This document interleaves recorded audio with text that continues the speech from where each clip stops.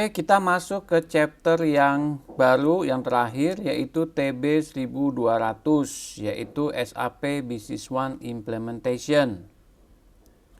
Nah, goal dari course ini adalah kita akan mempersiapkan Anda untuk mengikuti implementation methodology structure. Ya, jadi SAP juga sudah menyediakan nih, yaitu struktur untuk implementation methodology. Jadi kita tidak usah pusing-pusing, tidak perlu cari referensi lain, SAP sudah menyiapkan metodologi dalam implementasi. Sehingga kita diberikan material untuk pengimplementasian proyek SAP dan diharapkan tentunya semua implementasi proyeknya adalah berhasil. Makanya SAP membekalkan juga dengan implementation metodologi. Ya. Jadi tidak usah mencontek atau mengambil dari metodologi orang lain atau project lain atau program lain atau mengikuti project management yang mungkin pernah kita ikut training project management, PMBOK dan segala macam. SAP sudah menyiapkan, jadi tinggal mengikuti saja dan diharapkan implementasinya adalah sukses dan berhasil. Lalu yang kedua, karena memang goal dari course ini adalah untuk meng-create Anda sebagai seorang konsultan, SAP juga menyediakan 4 tool nih di sini, ya, yaitu yang pertama customization tool, data migration tool, implementation tool, dan administration tool. Jadi kalau Anda sudah menguasai 4 tool ini, diharapkan Anda sudah siap untuk menjadi seorang konsultan SAP Business One, ya. Lalu yang paling penting adalah yang terakhir, yaitu Anda nantinya akan mampu memap dan mengkonfigur ya customer requirement di dalam SAP Business One. Nah, jadi dari kasus-kasus yang akan dikasih di dalam topik ini pun lebih mengarahkan bagaimana Anda menghandle ya atau mensupport customer requirement. Nah, yang terakhir yaitu case study, nanti bagaimana kita memap dan mengkonfigur ya setting di dalam SAP Business One database. Course prerequisite. Jadi apa sih persyaratan untuk topik TB 1200 ini? Nah, required knowledge-nya tentunya adalah TB 1000 dan TB 1100. Kenapa? Karena di dalam topik ini sebetulnya kita sudah tidak membicarakan bisnis proses lagi, tapi lebih ke implementation tool, ya, lebih ke masalah technical, bagaimana kita memulai implementasi SAP Business One. Nah, tentunya untuk bisa menguasai TB 1200 yaitu implementation, tentunya Anda harus mengerti ya basic business process, mengerti apa itu SAP Business One, mengerti apa itu finance ya. Jadi itu adalah required knowledge-nya. Lalu other prerequisite-nya adalah basic general IT skill. Jadi TB 1200 ini seperti saya sudah singgung minggu lalu bahwa ini agak sedikit teknikal ya. Diharapkan teman-teman menguasai basic general IT skill ya. Lalu recommended knowledge. Yang pertama adalah project management experience. Nah, tadi karena juga SAP sudah memberikan implementation metodologi, sebetulnya itu mirip-mirip dengan project management ya. Jadi bagi teman-teman yang sudah pernah mengikuti pelatihan project management training ya menggunakan PMBOK ataupun metode yang lain, itu kurang lebih hampir mirip ya. Cuman kebanyakan kalau project management ya atau PMBOK itu project kasusnya biasanya lebih ke project sipil ya, karena saya juga pernah mengikuti pelatihan project management. Jadi tidak spesifik membahas mengenai IT, project IT. Nah, kalau untuk implementation metodologi yang diberikan oleh SAP itu memang sudah spesifik untuk project IT. Ya. Lalu berikutnya adalah presentation dan training experience. Nah, karena Anda akan dicetak sebagai konsultan, tentunya Anda harus memiliki knowledge atau skill mengenai presentation dan training. Kenapa? Karena seorang konsultan pun seyogyanya harus bisa memberikan pelatihan kepada nanti customer kita atau klien kita ya. Dan seorang konsultan pun harus mampu memiliki skill untuk melakukan presentasi ya, menjelaskan kepada klien kita dan seterusnya. Lalu berikutnya adalah syukur-syukur Anda pernah berpengalaman sebagai konsultan di salah satu produk ERP lain. Itu akan sangat-sangat beneficial. Ya. Lalu berikutnya adalah basic knowledge of business process in SME sector. Jadi ini memang pengalaman atau skill yang rada sulit ya. Kenapa? Karena biasanya ini ditempa dari pengalaman ya. Tapi kembali lagi, kalau Anda pernah atau pernah bekerja, sudah mengerti ya bisnis proses di dalam SME sektor ya. SME itu small and medium enterprise ya, atau UKM kalau di kitanya, itu akan sangat bagus. Kenapa? Karena dari situlah pengalaman dan ilmu kita di dalam bisnis proses berkembang ya. Nah, yang terakhir nih agak sedikit sulit ya, karena tidak semua orang mungkin bisa, yaitu basic knowledge mengenai SQL query language. Nah, kenapa skill ini dibutuhkan? Karena ini adalah produk SAP Business One yang paling basic, yaitu menggunakan database-nya Microsoft SQL. Ya. SQL query language itu banyak dipakai di dalam customization di dalam SAP Business One yang versi SQL ini. Ya. Nah, kenapa saya bilang begitu? Kenapa? Karena sekarang ini SAP sudah mengeluarkan SAP Business One yang versi HANA. Nah, tapi kembali lagi sebetulnya basic skillnya sama. Kalau Anda sudah mengerti atau menguasai SQL query language, itu juga nanti akan kepakai di versi HANA. Cuma sintaknya aja yang sedikit berbeda. Tetapi secara query language-nya hampir mirip.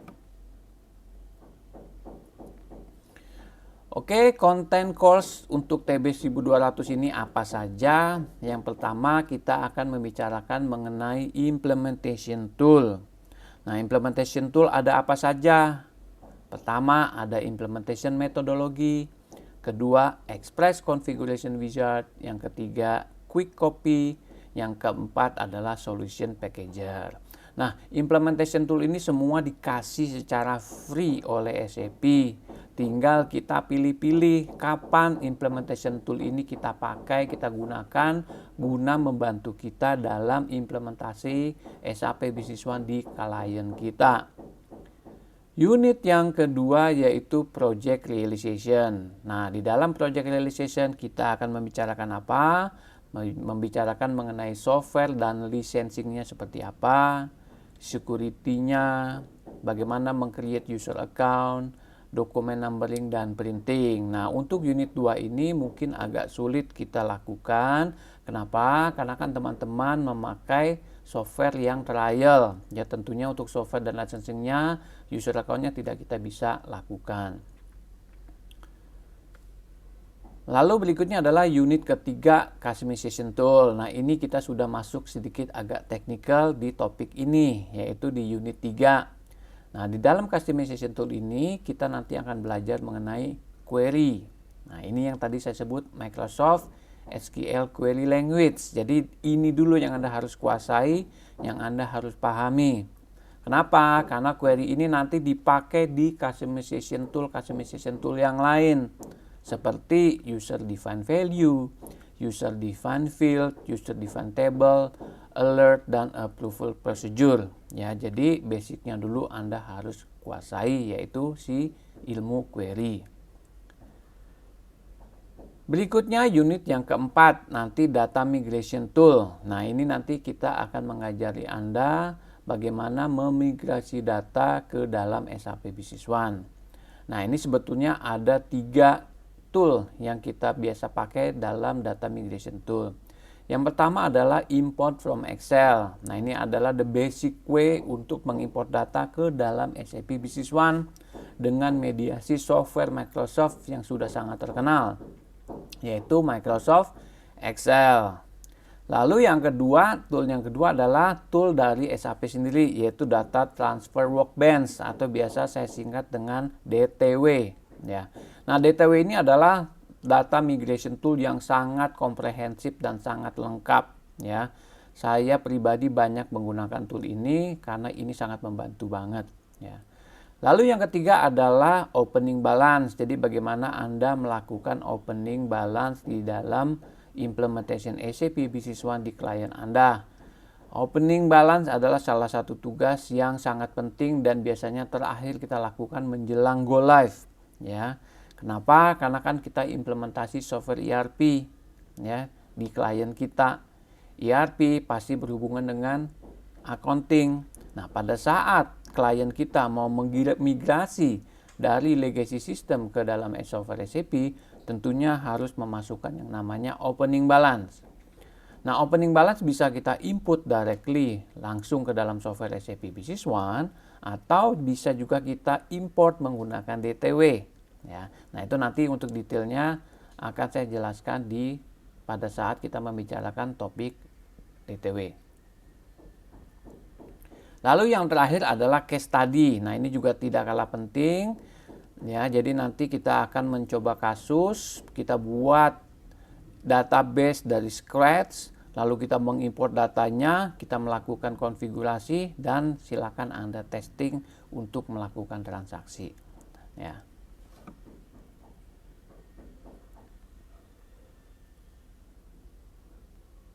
Oke, lanjut kita ke topik yang pertama, yaitu implementation tool. Nah, jadi Anda ingat-ingat nih, kalau ditanya implementation tool apa saja yang ada di dalam SAP Business One, nah Anda harus bisa jawab, ya.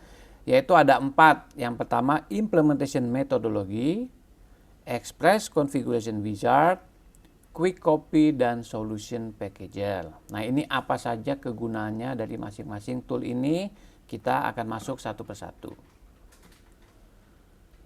Oke, yang pertama, implementation tool yang pertama yaitu implementation methodology.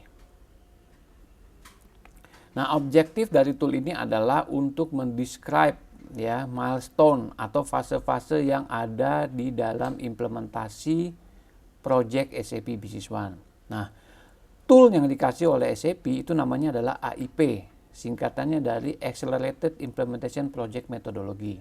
Nah, ini sebetulnya bukan apa-apa, ini bukan software, bukan apa, ini adalah metodologi yang dikasih nama AIP. Sekarang sudah versi 3.0 yang saya biasa pakai. Itu sebetulnya adalah sekumpulan dokumentasi, ya, yang biasa kita pakai dalam implementasi sebuah project. Nah, dokumentasi apa saja? Mulai dari project schedule, project timeline, blueprint material, schedule training, schedule skenario testing, ya, handover minute meeting, handover dokumen dari satu fase ke fase lain. Nah, itu isi dari si AIP itu sendiri. Jadi ini cuma sekumpulan dokumentasi, ya, filenya dalam Microsoft Word, dalam Microsoft Project, dalam Microsoft Excel semua, ya. Ini sebetulnya Anda bisa download, ya. Coba aja googling, Anda bisa download, atau kalau memang Anda mau lihat, saya bisa emailkan AIP ini, ya. Tapi ini dokumen ini milik SAP, ya. Jadi kalau bisa Anda jangan share ke yang lain, ya. Lalu berikutnya adalah mengexplain how AIP methodology dan related tool can help you to manage risk-free project. Ya, nah, kenapa SAP memperkenalkan tool ini? Supaya kita kalau bisa projectnya berhasil, ya, sukses, risk-free, ya. Mungkin bagi teman-teman yang belum pernah implementasi project, belum pernah terjun di dalam project, mungkin masih bingung, saya harus ngapain. Nah, sebetulnya tool ini juga menggait, ya, menggait kita, ini loh urutan, ini loh milestone, ini loh fase-fase dalam mengimplementasikan project SAP, ya. Mungkin bagi teman-teman yang sudah biasa malah akan terbantu banget. Kenapa? Di dalam AIP ini banyak banget template-templatenya, documentation-nya yang bisa kita contek, yang kita bisa pakai untuk implementasi project SAP. Jadi nggak perlu bikin template sendiri, bikin schedule sendiri, bikin presentation material sendiri, bikin daftar training sendiri, nggak usah. Semua sudah dikasih, tinggal pakai, ya. Tinggal ganti-ganti aja isinya mau seperti apa. Nah, itu yang dimaksud dengan AIP. Lalu use the embedded project plan in SAP Business One as the basis for your own project and create new project plan in accordance with the methodology. Nah, sebetulnya di dalam software SAP Business One sendiri itu namanya ada implementation project plan. Nah, itu bentuknya sama seperti Microsoft Project, ya. Tapi jujur saya jarang pakai di situ. Kenapa? Karena kan itu embed ke dalam softwarenya, ya. Saya lebih pakai dokumentasi Microsoft Project yang dari AIP, karena itu sifatnya dokumen yang independen, ya. Tapi kalau Anda mau menggunakan implementation project plan yang ada di SAP Business One pun silahkan, karena di situ pun sudah ada.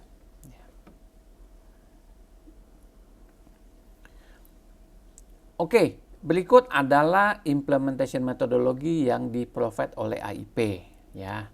Jadi satu project itu dibagi-bagi ke dalam fase, ya, fasenya apa saja. Nah, kalau menurut AIP, project SAP itu dibagi ke dalam 5 fase besar, ya. Yang pertama adalah project preparation, lalu yang kedua adalah business blueprint, project realization, final preparation, dan yang terakhir adalah go live. Ya, setelah go live tentunya ada support.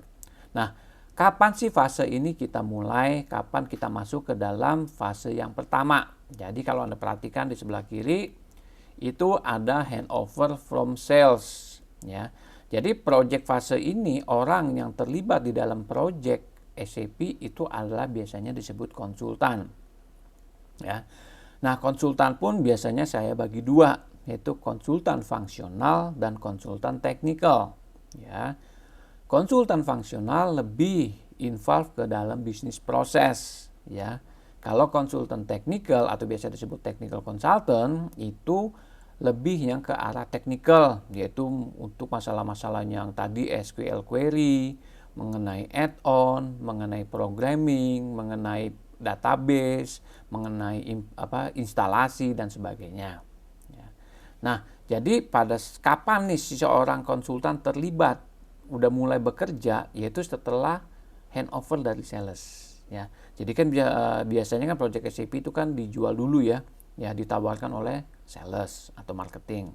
Nah, pada saat proses penjualannya berhasil, sales berhasil mendapatkan klien yang mau pakai atau mau beli SAP Business One, nah disitulah terjadi handover. Ya, apa sih skopnya, apa permintaan dari customer, apa ekspektasi dari customer terhadap software SAP Business One ini. Nah, setelah handover itu atau proses penjualannya berhasil, maka terjadilah proses handover dari sales ke konsultan. Nah, disitulah yang menandakan bahwa project akan dimulai. Barulah masuk ke fase pertama, yaitu project preparation. Nah, kira-kira apa saja sih kegiatan yang dilakukan di masing-masing project fase ini? Kita coba akan lihat satu persatu. Oke, yang pertama di dalam project preparation, apa saja sih yang kita lakukan di sini? Ya, yang pertama adalah clear understanding of the sales process and the customer. Jadi sales, konsultan dan klien, ya customer ini harus duduk bareng dulu nih, ya. Harus jelas nih handover-nya nih. Apa nih yang dijual oleh sales kita? Ya, apa yang diharapkan oleh customer dan klien kita supaya konsultannya mengerti. Ya, jadi jangan si salesnya menjual mimpi, ya, customernya membeli mimpi, konsultannya yang kesian, ya. Karena dia tidak bisa mengimplementasikan mimpi, ya kan? Jadi di sini harus duduk bareng dulu supaya understanding-nya sama. Ya, apa nih kebutuhan Anda? Apa yang diharapkan dari software SAP Business One? Apa key driver-nya? Ya, apa nih proses atau pengertian definisi project ini sukses? Apa yang harus di-deliver? Nah, itu harus duduk bareng bersama. Berikutnya biasanya melakukan kick-off meeting. Kick-off meeting tuh hanya seremonial aja. Biasanya disebut kick-off meeting kayak main bola ya. Kick-off meeting yang menandakan bahwa semua pihak, semua project stakeholder mengerti nih bahwa project ini akan dimulai. Ya, kapan startnya, kapan estimasi selesainya. Jadi harus dijelaskan. Semua harus mengerti dan memahami the same understanding.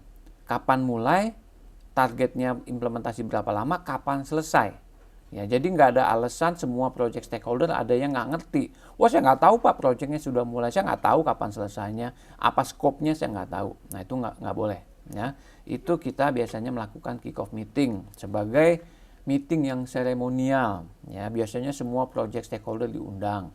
Ya, bahkan kalau sampai project yang besar itu kick-off-nya bisa diadakan di hotel, ya, sampai ada kayak makan-makan, ya silakan. Tapi kalau project yang sederhana mungkin hanya di kantor dari klien kita, ya. Lalu presentasi, ya skopnya apa, project timeline-nya seperti apa, biasanya seperti itu. Ya. Lalu dikatakan SAP Business One Software delivered and install. Nah ini sebetulnya sih bisa nggak harus ya di dalam project preparation ini melakukan ini ya. Ini bisa dilakukan nanti di final preparation atau pada saat blueprint ya. Karena biasanya task ini atau pekerjaan ini dilakukan oleh technical consultant ya. Sedangkan pada saat bisnis blueprint biasanya yang melakukan mengkondak bisnis blueprint ini adalah seorang functional consultant. Nah, di situ biasanya kok technical consultant agak sedikit less job ya, atau bahasa ininya nganggur gitu ya. Nah, itu bisa melakukan ini pada saat proses blueprint. Dan biasanya pada saat baru kick off, softwarenya mungkin juga belum dibeli ya, belum diorder karena kenapa mungkin proses pembayaran dan sebagainya. Ya. Lalu berikutnya adalah fase sign off. Nah, ideally setiap satu fase selesai itu harus di sign off oleh customer. Jadi customer juga memahami, oh kita sudah masuk milestone ini ya, fase ini kita sudah selesai. Ya, nah di fase ini pun seyogyanya Anda jelaskan ke customer, ke klien kita, ini loh project fase kita sedang di fase ini tasknya ini saja, dan ini kita sudah selesai. Ya, nah dokumentasinya apa nih untuk sign off ini? Tenang, di AIP sudah dikasih. Ya, jadi di dalam AIP metodologi sudah dikasih template untuk sign off per fase project. Tinggal Anda isi, ya, ganti isinya, siapkan tanda tangan untuk customer. Nah, jadi kalau sudah setiap fase di sign off, customer tidak bisa mendinai lagi atau mengelak lagi bahwa oh ini belum kita lakukan, ini belum kita laksanakan, saya nggak tahu, ya nggak ada alasan-alasan seperti itu. Jadi sebaiknya setiap fase harus di sign off oleh customer kita. Oke, kita masuk ke fase yang kedua yaitu bisnis blueprint ya. Nah, di sini kita sudah memulai melakukan yang namanya bisnis proses analisis ya. Apa sih key activity di dalam fase ini? Ya, kita melakukan workshop, ya kita melakukan diskusi detail mengenai bisnis proses yang ada di tempat customer kita, di klien kita. Nah, masalah bentuknya seperti apa silakan ya, masing-masing punya persepsi yang berbeda. Ada yang cuma kayak meeting biasa, cuma diskusi biasa, ada yang mengkondak seperti workshop ya, juga ada. Saya pribadi saya ada tergantung ya, saya kalau customernya sifatnya besar ya, project membernya banyak, saya biasanya melakukan workshop. Tapi kalau cuma 1-2 orang, saya biasanya hanya melakukan diskusi biasa aja, tanya jawab ya. Nah, lalu output yang kita hasilkan adalah menghasilkan bisnis blueprint ya. Jadi kayak bangun rumah nih, project SAP pun kita bikinkan blueprintnya ya. Apa saja nih yang harus kita setting ya, data di tempat klien kita seperti apa, maunya seperti apa. Nah, itu semua harus kita tuangkan ke dalam bisnis blueprint ya. Layaknya kita bangun rumah, ya rumahnya berapa lantai, ininya berapa meter, pintunya di mana, kamarnya di mana, jendelanya di mana ya. Itu harus di mapping secara jelas di dalam dokumen bisnis blueprint ya. Nah, kembali lagi semua template-template bisnis blueprint sudah ada, sudah diberikan oleh SAP di dalam AIP metodologi. Oke, nah sekarang lebih detail lagi kira-kira fase apa saja yang kita lakukan di dalam fase blueprint ini. Ya, yang pertama adalah kita melakukan requirement gathering ya. Apa nih maunya customer? Bisnis prosesnya seperti apa. Nah, bentuknya mau seperti workshop, cuma hanya meeting, diskusi, one to one, silakan, tergantung dari situasi dan kondisi di lapangan.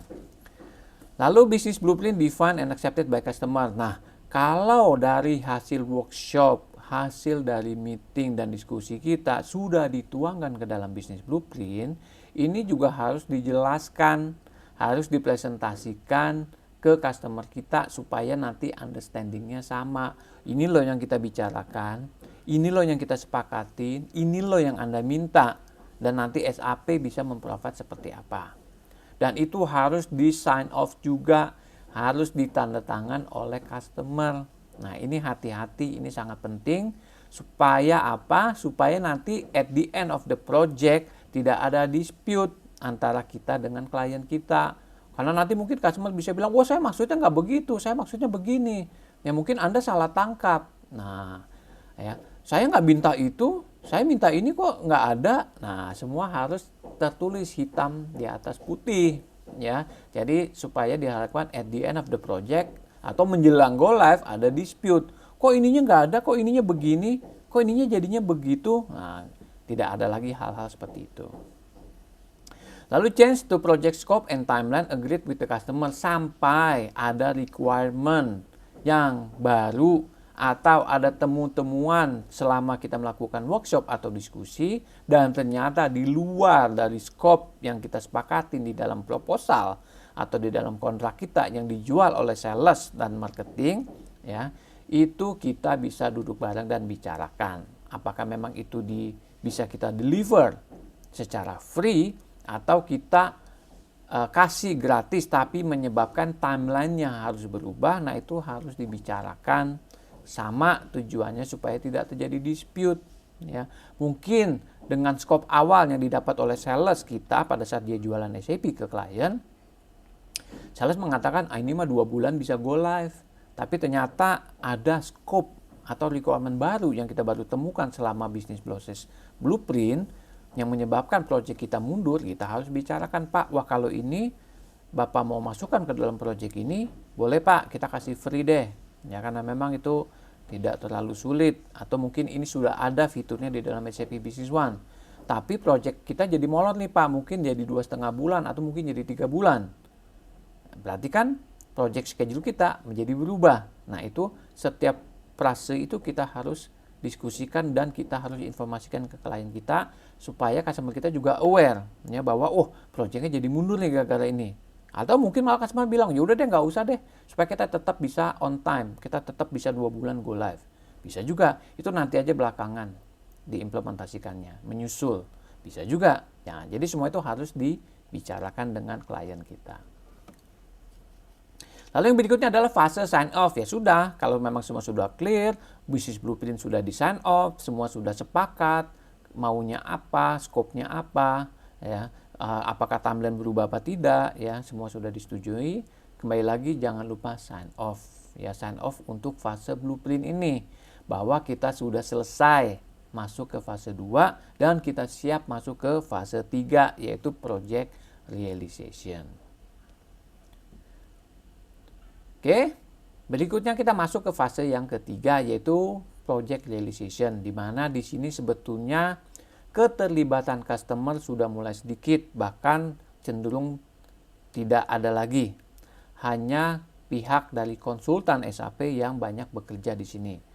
Apa yang dilakukan biasanya yaitu sudah mulai start melakukan konfigurasi, membuat database, melakukan import, ya, master data, lalu kita testing, validasi, ya, dan seterusnya. Nah, setelah ini kita juga bisa mulai memplan untuk training. Kalau skopnya seperti ini, kita nanti trainingnya ke siapa saja nih? Kira-kira berapa lama trainingnya? Siapa saja orang yang harus ikut? Ya, kapan nih cut off-nya? Ya, dan sebagainya. Di sini sudah kita mulai bicarakan. Nah, detail task apa saja yang kita lakukan di dalam fase ketiga ini, yaitu pertama adalah kita mulai membuat production system, ya. Jadi kalau di SAP itu biasanya server atau database itu bisa-bisa, mana yang untuk testing, mana yang untuk training, mana yang untuk production atau biasanya untuk live database, ya. Itu kita sudah mulai install dan configure, ya, untuk mempersiapkan fase yang berikutnya. Lalu sistem setup validate by customer. Jadi setelah kita tes konfigurasi, ini pun harus divalidasi, ya. Mungkin kita bisa undang sekali 2 kali atau kita meeting di tempat customer untuk konfirmasi ulang. Pak, ininya begini ya, kita currency-nya pakai ini ya. Chart of account Bapak maunya seperti ini ya. Bapak nanti hanya dalam nggak pakai budgeting ya, Bapak nggak pakai branch ya, dan segala macam. Itu memang nggak harus semua setup atau konfigurasi kita validate ya, tapi yang paling penting adalah konfigurasi yang sifatnya vital dan sifatnya kritikal, yang mana kalau sudah diputuskan dan berubah itu sudah tidak bisa. Contohnya penentuan currency, ya, penentuan cabang, percabangan, dan banyak lagi. Nanti saya akan kasih tahu pada saat nanti masuk di Express Configuration Wizard, setting apa saja yang one way ticket. Ya, kalau sudah sekali salah, sudah masuk transaksi, itu udah nggak bisa berubah lagi. Nah, itu berarti kan kalau memang ada perubahan kan harus kita konfigurasi ulang. Nah, itu akan banyak banget menguras energi konsultan. Ya, tentunya efeknya kemana? Ke project schedule, timelinenya nanti mundur lagi. Berikutnya adalah kita melakukan sistem dan integration testing. Jadi setelah konfigurasi selesai, tentunya kita juga sebagai konsultan harus melakukan testing. Sudah benar belum nih hasilnya? Sudah benar belum nih setting dan konfigurasinya? Sudah benar belum sesuai dengan yang customer mau, yang klien mau? Ya, kita harus testing sebelum kita melakukan training dan testing sendiri dengan si pihak customer. Ya, jadi kita juga perlu melakukan yang namanya testing bersama-sama dengan klien kita. Nah, itu biasanya disebutnya UAT, yaitu User Acceptance Testing. Jadi testing yang mana nanti si user atau customer kita, klien kita, tanda tangan juga bahwa menyatakan, oh ya ini sudah benar yang saya mau, ini yang saya minta, dan ini saya sudah sepakat bentuknya seperti ini. Apa tujuannya? Sama, supaya tidak terjadi dispute. Ya. Oh, saya minta itu maksudnya seperti ini, bukan yang seperti Anda buat. Nah, itu kan berarti kan beda persepsi, ya kan? Yang diminta dengan yang kita deliver berbeda. Makanya perlu kita melakukan testing bersama-sama dengan klien kita, supaya tidak ada lagi keributan, tidak ada lagi dispute yang menyatakan yang saya mau tidak seperti ini, Anda tidak mengerti maksud saya, dan sebagainya. Ya. Lalu kalau sudah kita memplans untuk training, ya, karena kalau semua sudah konfigurasi sudah siap, sudah kita testing sudah oke, tentunya kan customer atau klien kita harus kita training, ya. Bagaimana cara mengoperasikan SAP Business One? Bagaimana cara menginput transaksi yang mereka mau di dalam SAP Business One? Bagaimana menggunakan add-on atau customization tool yang mereka minta? Bagaimana mencetak report ini dan sebagainya. Nah, pada saat awal klien kita kan nggak tahu cara bagaimana memakainya. Nah, kita sebagai konsultan harus memberikan training kepada mereka juga, ya. Dan biasanya kita bagi-bagi tuh, kita kelompokkan trainingnya. Makanya ini perlu di-plan dengan baik. Kapan training untuk bagian purchasing? Berapa pesertanya? Berapa lama? Ya, trainingnya di mana lokasinya? Ya, jadi memang harus di-define, dan ini harus dikomunikasikan dengan customer kita, ya, supaya sesuai dengan project timeline-nya. Oke, berikutnya yang terakhir yaitu sign off. Jadi sama seperti yang fase yang lain. Kalau fase ini sudah selesai semua kita lakukan, kita harus sign off dan ditandatangani oleh customer. Jadi customer juga sudah tahu, oh project kita sudah sampai fase ini dan fase ini sudah selesai, berarti siap masuk ke fase yang berikutnya. Nah, fase yang berikutnya yaitu fase yang keempat, yaitu final preparation. Nah, kalau untuk namanya boleh diganti ya, karena saya sendiri tidak memakai istilah final preparation, ya. Saya final preparation itu lebih pada saat menyiapkan untuk opening balance, sedangkan training itu saya masukkan ke dalam project realization, ya. Jadi Anda modif sedikit nggak apa-apa, sesuai dengan kebutuhan, ya. Oke, apa saja yang kita lakukan di dalam final preparation ini? Dikatakan training of end user. Nah, training pun banyak cara nih, banyak ragam, ya. Kalau memang usernya tidak banyak, Anda train end user nggak masalah. Tapi kalau Anda end usernya banyak, perusahaannya besar, ya, biasanya saya tidak melakukan training end user. Saya melakukan train the trainer, ya. Jadi saya akan mentrain manajernya atau supervisornya yang kita training. Nah, nanti supervisor atau manajer ini yang mentraining anak buahnya. Nah, itu biasanya akan lebih maknyus tuh, ya. Itu lebih it works, ya. Kenapa? Karena biasanya kalau kita mentraining orang dan orang itu punya beban untuk mentraining lagi, dia biasanya ikut trainingnya akan benar-benar, ya. Karena kadang, ya ini pengalaman di lapangan, ya, kadang kita training pun pesertanya kadang suka keluar masuk dengan alasan, oh mereka kan sambil bekerja di kantornya, ya. Makanya kadang training pun saya usulkan ke klien saya itu jangan lokasinya di kantor, ya. Kalau bisa di luar kantor, bila perlu kita sewa hotel, ya. Supaya tidak ada alasan nanti peserta trainingnya itu keluar masuk. Alasannya, oh saya ditelepon, oh saya harus mengerjakan ini, saya harus bikin ini. Nah, sehingga tidak fokus. Nah, at the end, resultnya apa?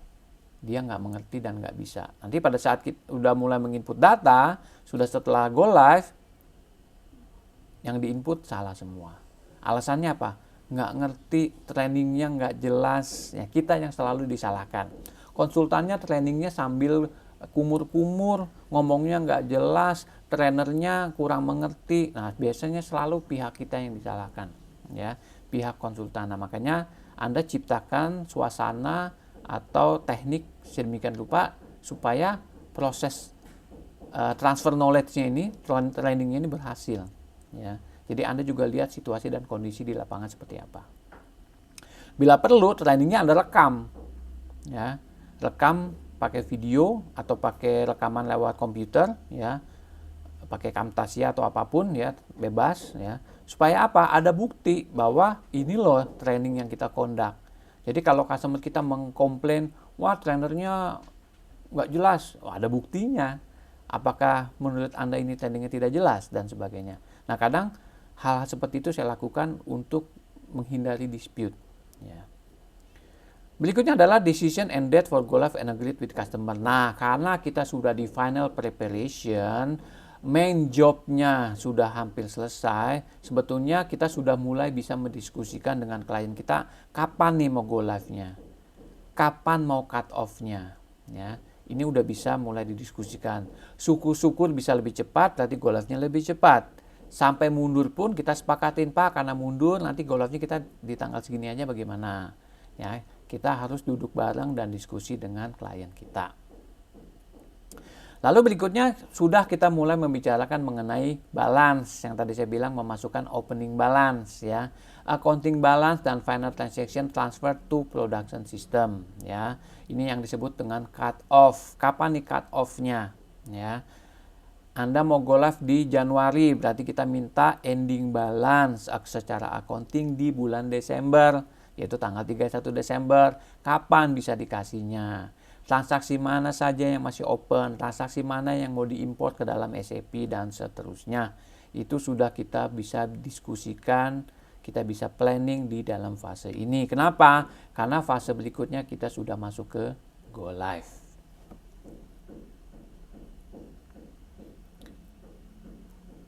Oke, nah di sini juga dikatakan ada training, ya, silakan. Kalau Anda mau training di fase ini, kalau saya biasanya training itu masuk di fase 3. Jadi final preparation itu lebih melakukan preparasi menjelang go live seperti cut off, nyiapin production system, ya, ngomongin open transaction dan sebagainya, lebih ke sana, ya. System readiness for go live confirm with customer. Nah, ini pun kita harus konfirmasi lagi dan kita informasikan ke customer. Oh, servernya udah siap loh, database-nya sudah siap, ya, koneksi sudah siap, networking sudah siap. Kalau memang cloud internetnya sudah siap, semuanya sudah siap untuk kita melakukan yang namanya go live, ya. Lalu juga cut off-nya kapan, datanya kapan bisa dikasih, bentuknya seperti apa, kita sudah bicarakan. Kalau sudah, seperti biasa, kita sign off untuk fase yang keempat, supaya kita bisa masuk ke fase yang terakhir, yaitu fase go live. Nah, fase yang terakhir adalah go live, ya. Go live itu apa sih? Ya, ini kan istilah ini mungkin Anda sering dengar, ya. Go live, ya. Go live itu artinya ya sudah live, ya, customer kita sudah mulai memakai software SAP Business One, sudah mulai menginput, ya. Nah, kita sebagai konsultan hanya sifatnya monitoring, ya, lalu memberikan resolusi kalau ternyata ada isu, ya, ada pertanyaan, ada masalah, ya. Kita tugas konsultan hanya lebih ke support, ya. Lalu kalau memang semua sudah aman, kita hand over, ya, ke customer kita bahwa tugas konsultan sudah selesai, ya, sudah tidak ada isu lagi, ya, semua sudah solve, permintaan Anda semua sudah di deliver, tidak ada lagi masalah, ya, tidak ada lagi outstanding issue.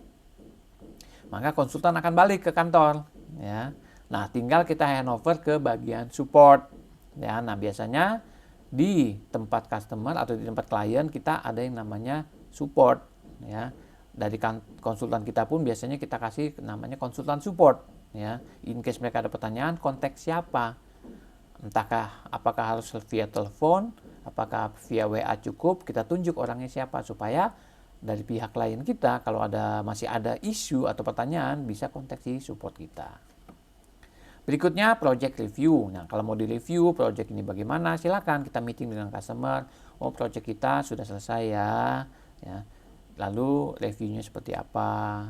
Mungkin ya kayak semacam flashback aja ya, masalahnya ada apa saja, tapi kita sudah solve ya, dan sebagainya. Silakan direview. Oke, nah Go Live itu apa aja sih? Ya, SAP Business One sudah fully implemented in production server, ya. Jangan lupa sign off. Plannya namanya project completion. Nah, ini pun template-nya sudah ada di dalam AIP. Kita tinggal rubah-rubah, kita sesuaikan dengan kebutuhan kita, minta tanda tangan dari pihak klien kita supaya mereka juga sadar bahwa kita sudah go live loh, ya. Tidak lagi ada alasan, oh saya nggak tahu sudah go live. Saya nggak pernah dikasih tahu, saya nggak pernah tanda tangan apapun, ya. Nah, itu kan juga berbahaya, ya. Jadi semua harus hitam di atas putih. Lalu review dan optimization. Jadi kalau memang dari project review kita masih ada hal-hal yang kita bisa tingkatkan atau kita bisa suggestkan ke customer kita, silakan didiskusikan, ya. Kalau memang customer kita setuju, nanti apakah mau diimplementasikan. Kalau customer kita setuju dan gitu ternyata mau kita enhance lagi di kemudian hari, silahkan, ya. Misalnya report-reportnya kurang, atau speednya kurang, atau servernya spesifikasinya kurang dan sebagainya, itu nanti bisa kita tingkatkan. Kalau bisa, kondisi sekarang jangan mengganggu dari project timeline kita, ya. Karena nanti kalau project timeline kadang ya, kalau kontrak kita dengan customer itu, kalau kita projectnya delay, itu ada denda, ya. Ada penalti dan segala macam. Nah, itu juga harus diwaspadai.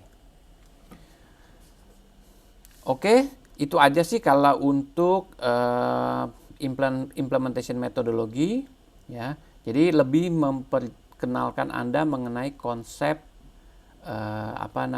project milestone, ya, yaitu implementation metodologi, ya.